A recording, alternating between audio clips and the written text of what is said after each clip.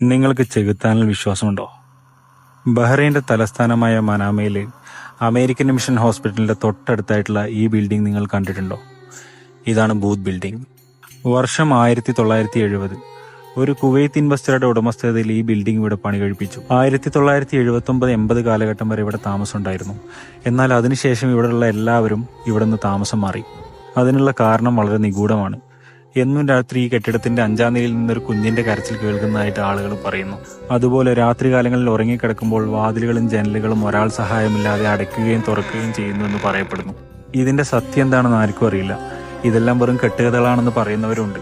എന്തു തന്നെയാണെങ്കിലും അതിനുശേഷം ഇത്ര കാലമായിട്ടും ഒരാളും തന്നെ അവിടെ താമസിച്ചിട്ടില്ല. നിങ്ങൾക്കൊരു ദിവസം ഇവിടെ താമസിക്കാൻ ഒരു അവസരം കിട്ടിയാൽ നിങ്ങൾ എന്ത് ചെയ്യും? അഭിപ്രായങ്ങൾ കമന്റ് ബോക്സിൽ അറിയിക്കാൻ മറക്കല്ലേ കേട്ടോ. ഫോളോ ചെയ്യാത്തവർ ഫോളോ ചെയ്യാനും മറക്കല്ലേ.